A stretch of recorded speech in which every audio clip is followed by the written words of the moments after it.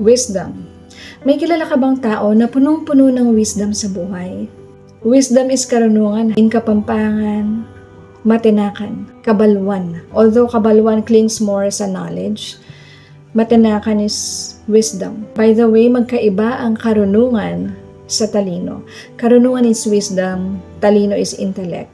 Ang talino, maaari mong makuha yan sa libro, sa training, sa mga bagay na maaari mong paghirapan. Pero ang wisdom, nanggagaling yan sa Diyos. The fear of the Lord is the beginning of wisdom. Pero may sinasabi ang Bible tungkol sa puso na may karunungan o wisdom.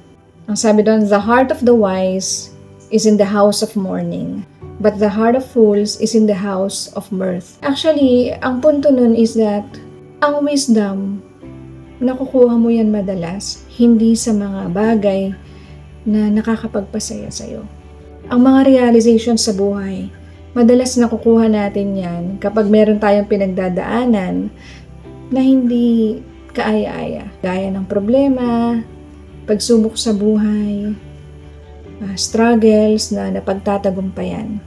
Kaya yung mga taong punong-puno ng wisdom sa buhay, sila yung mga taong maraming beses na nadapa at nakabangon. Dahil nagkaroon sila ng mapagpakumbabang puso at tinanggap nila yung wisdom na tinuturo ng Lord sa kanila. So kung ikaw ay dumadaan sa pagsubok ngayon, rejoice in the Lord. Walang tapon dyan dahil meron ka matututunan na wisdom galing sa Lord. Ayun lamang po. If you like my content, please hit follow or subscribe. Ako po si El Takashi. Maraming salamat po. God bless.